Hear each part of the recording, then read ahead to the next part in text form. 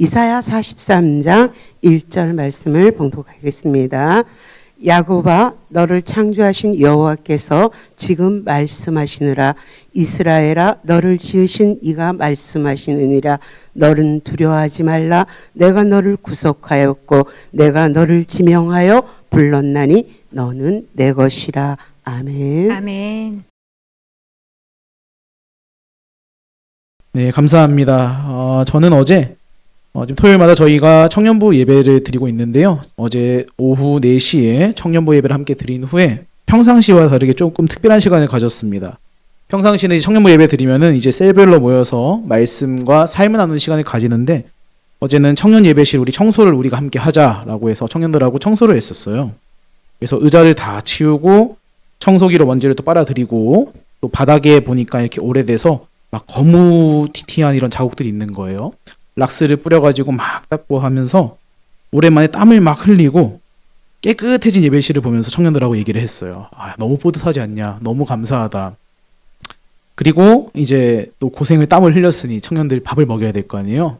그래서 저 거두리 쪽에 밥을 먹으러 가면서 막 밥을 먹으면서 얘기를 했습니다. 근데 저는 이제 운전을 하면서 가고 있는데 누군가가 뒤에서 한 명 얘기를 하는 거예요. 목사님, 이제 크리스마스가 얼마 안 남았습니다. 그러는 거예요. 그리고 제가 운전을 하다가 신호 대기 중에 왜 벌써 크리스마스 얼마 안 남았지? 라고 하면서 엄청 웃었던 기억이 있습니다. 시간이 그만큼 빨리 갔다라는 거죠. 2025년 사실 정말 저는 사실은 생생하거든요. 2025년 시작이 어떻게 됐는지도 생생했고, 또 저희는 사실 이제 갓난아기가 이제 막 자라고 있다 보니까 그 연초에 되게 좋은 기억들이 많았는데 벌써 9월이라는 생각이 드는 거예요.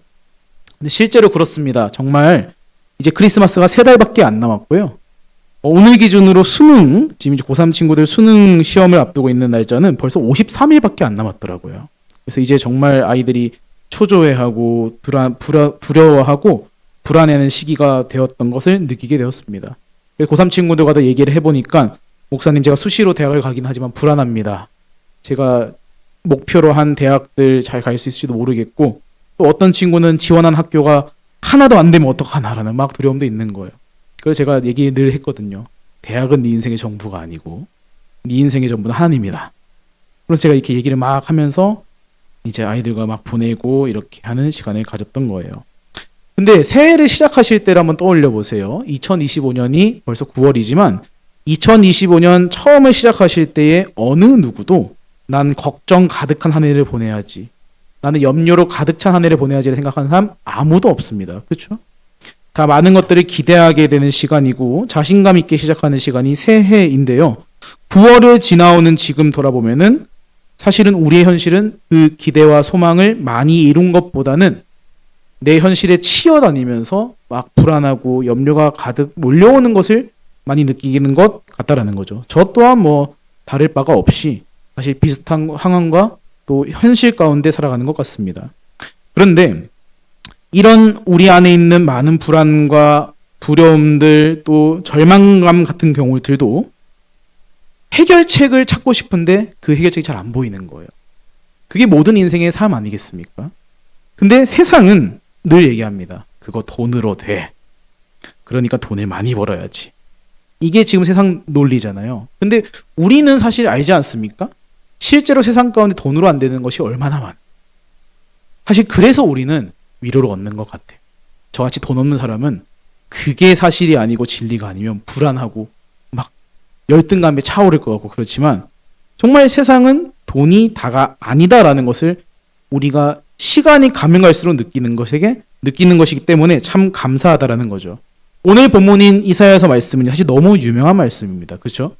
그래서 말씀을 찾아서 저와 함께 다시 읽어보면 좋겠는데요. 성경책을 한번 펴보시고 이사야 43장 1절 말씀인데요. 야고바로 시작하는데 43장 1절에서 야고바, 이스라엘아 라고 나오는 부분에 우리의 이름을, 각자 이름을 넣어서 말씀을 함께 다시 읽어보면 좋을 것 같습니다. 찾으셨지요? 야고바, 이스라엘아 부분에 우리 이름 넣는 거예요. 성도님들이 은차나 하시면 안 되고 내 이름을 넣어서 읽으셔야 되는 거 아시겠죠?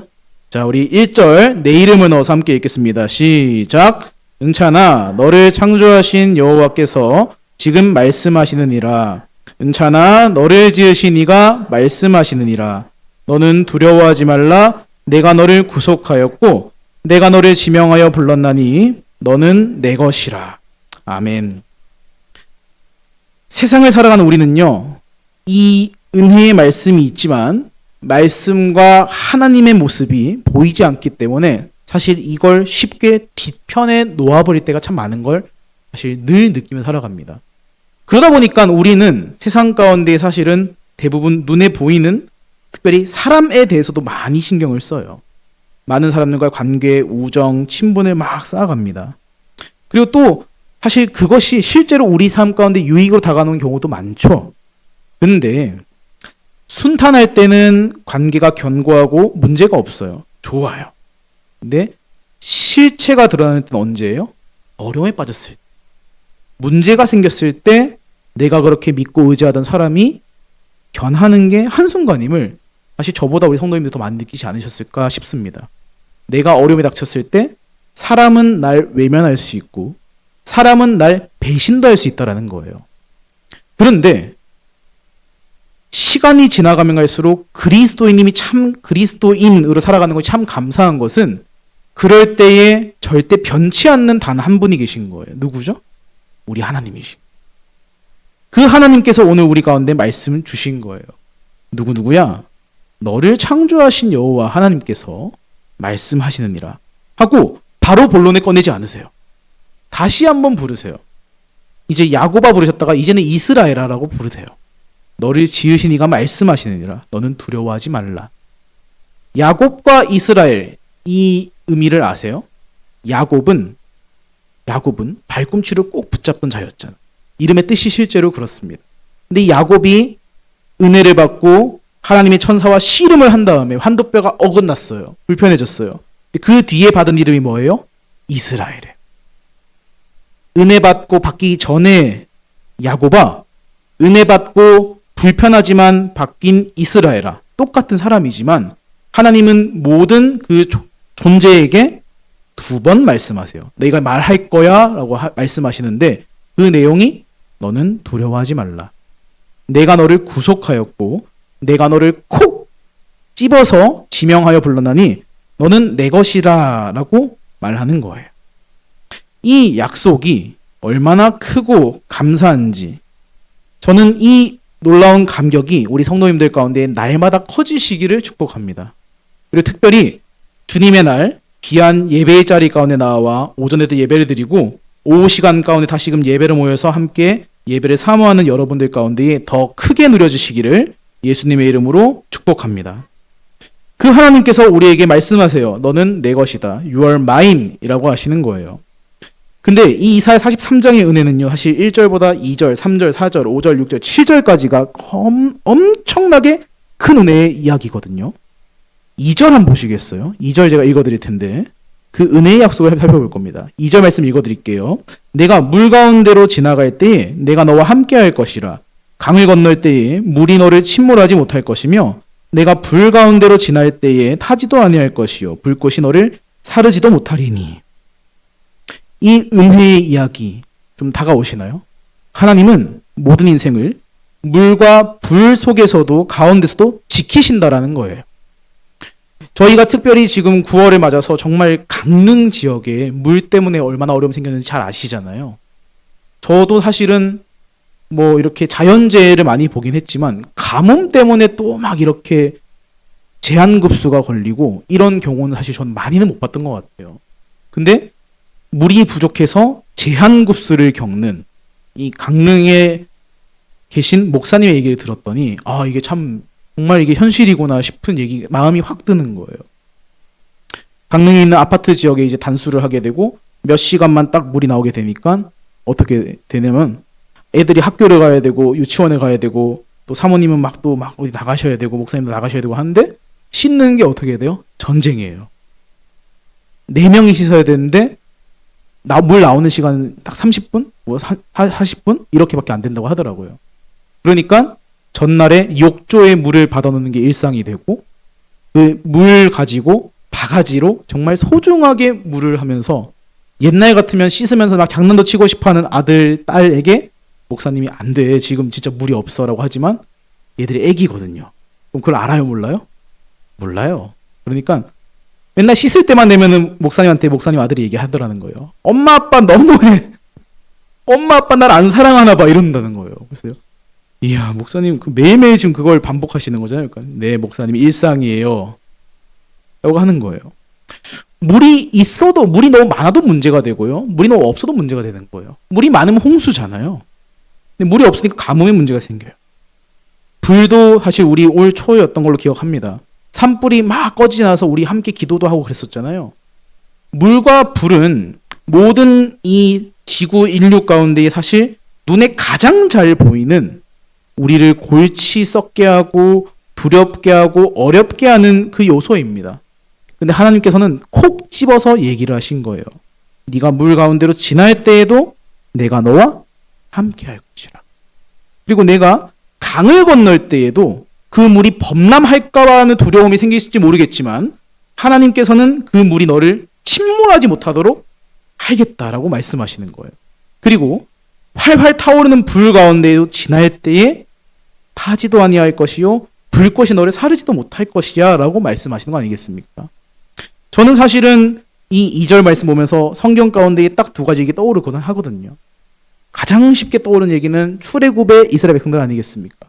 홍해 바다를 가르고 그 바다 속에 모세를 필두로 쫙 갔던 이스라엘 백성들. 그리고 불의 이야기는 또 어떤 게 떠오르실까요? 저는 그게 떠오르더라고요. 다니엘의 세 친구 얘기.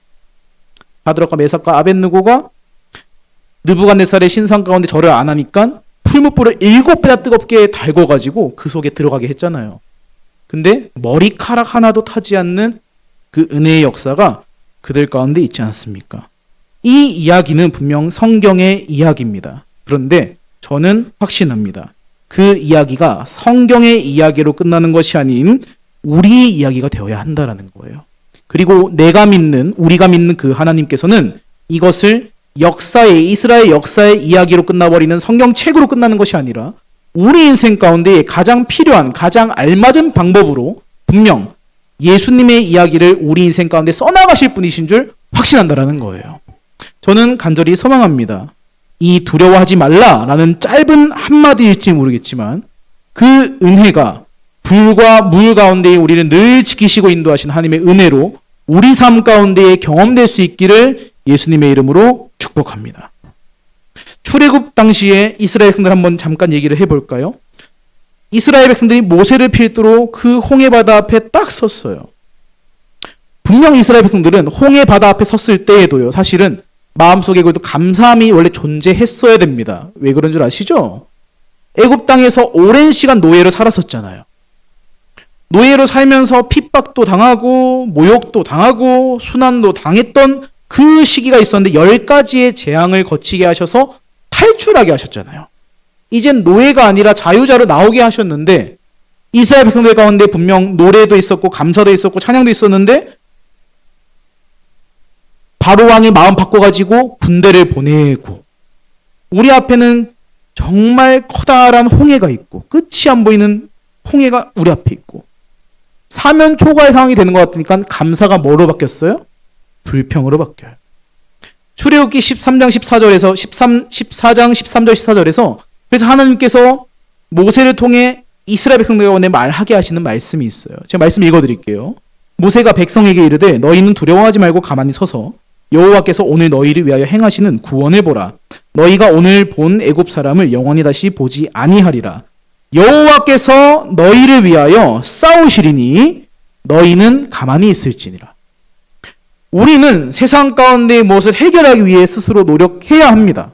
그것이 세상의 방법이 맞습니다.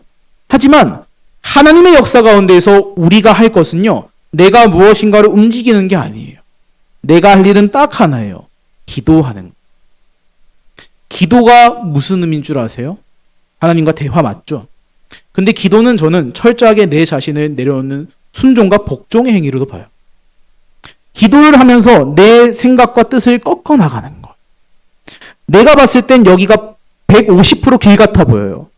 근데 하나님이 여기가 아닌 여기로 가라고 하면 어떻게 해야 됩니까? 하나님 다시 생각해 보세요. 이래야 되나요? 하나님 제가 봤을 때는 아니라니까요. 아, 하나님 오늘 피곤하신가 보다. 하나님이 지금 잘못 보셨나 보다. 이렇게 하실 건가요? 근데 지금 다 아니라고 하시지만요. 현실이 닥쳐오면 그게 쉽지가 않다니까요. 그래서 우리는 늘 기도할 수 있는 사람이 되어야 해요. 특별히 일상 가운데서 기도하셔야 됩니다. 내 순간 선택의 상황 막 닥쳐올 때 내 뜻을 꺾을 수 있는 건 기도잖아요. 하나님의 일하심 가운데에는 내가 하나님의 뜻대로 쓰임받기 위해서도 내 뜻을 꺾는 게 필요한 거예요. 오늘 두려워하지 말라라는 이 하나님의 말씀 가운데서도 내가 할 일은 없어요. 그죠? 하나님이 날 택하신 거예요. 그리고 날 그저 인도하시는 거예요. 사랑하는 성도님들, 이 은혜를 기억하시기 바랍니다. 하나님께서 우리 성도님들을 물, 불 속에서도 지킬 것이라 하셨습니다. 우리가 할 것은 명확하다니까요. 함께 기도하는 것, 그리고 순종하는 것, 그리고 내 뜻과 마음을 내려놓는 거예요. 간절히 소망합니다. 우리 함께 예배드리는 우리 심려전도의 회원님들과 소양교회 모든 성도님들 가운데 순종의 은혜로 하나님의 지키심을 경험할 수 있는 그 모든 은혜가 우리 성도님들 가운데 충만하게 누려지시기를 간절히 소망합니다. 그리고 우리가 두려워하지 않을 수 있는 이유는요. 하나님께서 우리를 콕 찝으셨기 때문이에요. 성경은 이걸 지명하여 불렀다라고 표현하고 있죠. 이사야 43장 3절 말씀 한번 함께 보세요. 이사야 43장 3절 말씀 제가 읽어드릴게요. 대저 나는 여호와 내 하나님이요 이스라엘의 거룩한 이요 내 구원자임이라. 내가 애굽을 너의 속량물로 부스와 스바를 너를 대신하여 주었노라 라는 말씀이에요. 나의 구원자 되신 하나님께서 나를 속량하기 위해 난 자유가 없던 사람인데 자유를 회복시켜 주시기 위해서 나의 그 대가를 치러 주신다고요. 속량물을 주신다는데 3절에 나온 이 것들이 뭐냐면 속량물이 뭐냐면 애굽과 부스와 스바예요. 뭐냐면 이스라엘을 괴롭히던 강대국들이에요. 주변에 있던. 세상은 이 세 나라를 보고 벌벌 떱니다. 아, 쟤들은 절대 잘못 건드리면 안 돼. 쟤들은 절대 시비 건 눈도 마주치면 안 돼. 세상 사람들, 주변 사람들, 주변 나라들은 그렇게 두려워하는데 하나님께서 내가 사랑하는 네가 어려워하고 있니? 그러면 잠깐만 기다려봐. 자, 이걸로 대신 얘 자유롭게 해주세요. 이걸로 대신 자유롭게 해주세요 하는데 그것들이 다 남들은 와 하는 것들인 거예요. 그러면서 나에게 자유를 주신다라니 얼마나 큰 은혜입니까? 그리고 4절에서는요. 더 이걸 직접적으로 말씀하세요. 4절 말씀도 읽어드릴게요. 내가 내 눈에 보배롭고 존귀하여 내가 너를 사랑하였은즉 내가 내 대신 사람들을 내어주며 백성들이 내 생명을 대신하리니. 더 직접적으로 말씀하시잖아요. 아, 기다려봐. 내가 네 생명을 대신하게 해줄게. 근데 이유가 뭐라고요? 4절 앞부분. 내가 내 눈에 보배롭고 존귀하여 사랑하였은즉. 우리 성도님들 여기 앉아 계시면 대부분 자녀가 있으시잖아요. 자녀를 떠올려 보세요. 자녀를 떠올리실 때 어떤 마음이 막 떠오르세요? 어이구, 죽이고 싶어 이러세요? 아니잖아요. 아이고 너무 사랑스러워가지고 오늘 제가 좋아하는 게 먹고 싶어하는 게 뭐였더라 생각하실 거고요. 아니면 오늘 요즘에 과일이 이렇게 맛있게 나온다는데 사과가 막 맛있게 나온다는데 사과를 하나 사봐볼까? 아니면은 제가 좋아하는 장난감을 한번 사줘볼까? 아유 말실수를 했는데 네, 자. 막 이러면서 내가 사랑하는 존재가 있다면 다 해주고 싶은 게 우리 마음이잖아. 부모님 마음이잖아. 근데 하나님께서 나를 바라보시고 내 눈에 너무 보배롭고 존귀하고 사랑스러워 보인다라고 하세요. 배우자를 바라봤을 때 보배롭고 존귀롭고 사랑스러운 눈빛 나오시잖아요. 그죠? 저도 잠옷이 보면 사랑스러운 눈빛 나갈 것 같은데 그 사랑이 하나님께서 나를 향해 주시는데 이건 비교가 안 되는 거예요. 그래서 세상에 정말 다른 많은 사람들이 있고 유명한 사람이 있고 잘 나간 사람이 있다 하더라도 내가 너를 대신해서 줄게. 남들은 절대 이해 못해요. 남들은 어이구 저 사람 미쳤어라고 할 수 있어요. 하지만 하나님의 눈에는 아니에요. 비교가 안 되는 거예요. 무엇보다 소중한 거예요. 그리고 하나님은 평등하게 사랑하시는 거예요. 저는 사람이 속이 좁아서 그런지 모르겠지만 평등하게 하기 정말 어렵더라고요. 제가 이제 설교 때 저희 애기들 얘기 많이 했다고 이 권사님들께 피드백을 막 들었는데, 목사님은 애기들 평등하게 사랑 안 하는 것 같아 막 그러시더라고요. 제가 여기서 답변을 못 하겠는데, 근데 실제로 좀 그런 것 같긴 해요. 늘 고민이거든요. 분명 똑같이 사랑해야 된다고 말하는데 내 모습도 행동도 조금 다르게 나가는 것 같구나라는 돌아봄이 있는데, 하나님은 그렇지 않잖아요. 하나님은 나이 상관없고 성별 상관없고 직업 상관없고 하나님 조건 따지지 않고 동일하게 사랑하신다라고 하지 않으세요? 세상에 인기 많다고 하나님 더 사랑하시지 않으세요? 인기 없다고 하나님이 너는 땡 하지도 않으세요. 하나님은 다 똑같이 사랑해 주시는 하나님이시잖아요. 이보다 우리 가운데 더 큰 위로가 되고 힘이 되는 기쁜 소식이 어디 있겠습니까? 그리고 세상에 어느 누구가 나에게 이런 얘기를 해주겠어요?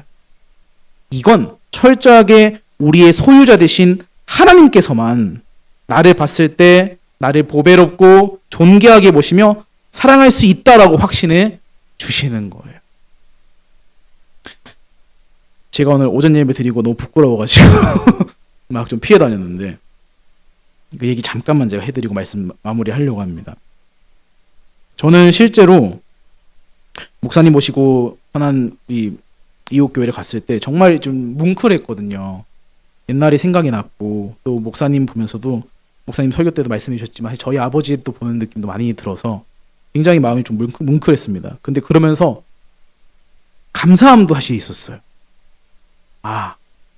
내 자신을 다시 한번 쪼일 수 있구나라는 생각을 한 거예요. 제가 신학 공부를 할 때, 사실 저는 신학과 4년, 대학원 3년, 7년 공부를 하면서 저희 아버지 교회가 그렇게 어려운 상황이다 보니까 등록금이나 학자금이나 뭐 생활비나 기숙사비 다 제가 했었어야 돼요. 그래서 학교 다닐 때 사실은 저는 공부를 많이 못했습니다. 7년 동안 이렇게 아르바이트를 맨날 안 하면 안 되는 상황이었었거든요. 그래서 아르바이트를 늘 하면서 다니니까 친구들이 놀러 가는 때 못 가는 게 너무 이렇게 싫었었어요. 근데 그러면서 제가 아르바이트를 이것도 하고 저것도 하는데 이게 막 5년 이렇게 하니까 인정받더라고요. 그래서 학교에서 갑자기 이제 일한 제가 센터에서 교수학습 개발센터에서 일을 했는데, 교수학습 개발센터에서 조교님이 분명 계신데 조교 일을 저한테 시키는 거예요. 근데 조교 일 중에서 제일 힘든 일을 시키는 거예요. 뭐냐면 인사 관리를 네가 해. 아니 저 학생이에요. 저한테 왜 그러세요? 그러는데 네가 연차가 제일 오래됐기 때문에 하래요. 학생인데, 똑같은 학생인데. 아직도 자리 못 잇는 에피소드가 하나 있습니다. 인사 관리를 하게 돼요. 대학원 이제 4차 때. 근데 제가 대학원 4차지만 저보다 나이 많은 사람들이 분명 알바할 수 있잖아요. 센터에 알바로 들어왔어요. 근데 제가 인사 관리를 하게 되니까 이전에 못 보던 게 보이더라고요. 모두가 잘해야 빵꾸가 안 나는 거예요. 근데 한 명이 못하면 어떻게 돼요? 누수가 생기고 다른 사람이 커버를 해야 되는 게 생기는 거예요. 그래서 제가 고민합니다. 그리고 그 센터를 담당하시는 우리 어차피 제 설교 안 보신 허준 선생님께 제가 막 고민을 상담을 해요. 선생님 이런 상황인데 어떻게 해야 됩니까? 근데 이 선생님이 참 가관이에요. 네가 알아서 하래요. 그래서 아니 제가 좀 곤란해서 그래요. 나보다 나이도 많고 하는데 어떻게 해야 됩니까? 그런데 네가 목사님 될 사람이니까 기도하고 해보래요. 저 서울의 시교회 집사님이신데. 그래서 막 고민을 합니다. 그리고 주변 사람들한테 막 얘기를 해봐요. 근데 다들 답은 정해져 있는데 나 욕먹기 싫은 거예요. 그래서 다른 사람들 다 똑같았어요. 네가 알아서 해봐. 근데 사람들은 원하는 답은 이미 정해져 있어요. 그래서 막 고민을 합니다. 그러면서 제가 해결되지 않잖아요.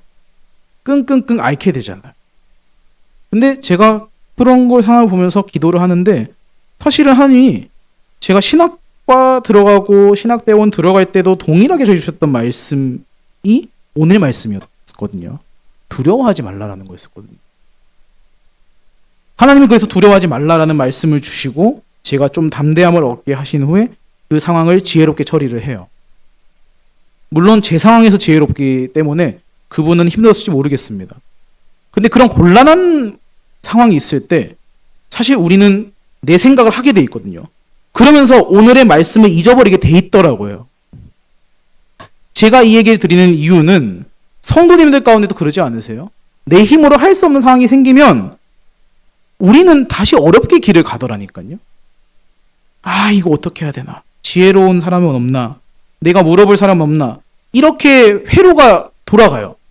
근데 성경은 그렇게 얘기하지 않아요. 뭐라고 얘기하는 거예요? 두려워하지 마. 너는 내 것이라. 네가 물 가운데 갈 때도 불 가운데 갈 때도 내가 너를 지키겠다. 내 눈엔 네가 제일 존귀롭고 보배롭고 사랑스러워서 다른 생명을 대신하면서까지 내가 너를 세워줬는데, 오늘날에 너가 살아갈 수 있도록 인도해줬는데 왜 그런 것 때문에 괴로워하고 어려워하냐라는 마음을 하나님께서 우리에게 주시는 거예요.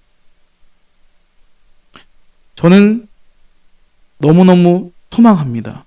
우리 성도님들 가운데 얼마나 많은 어려움이 각자에게 다 있으세요?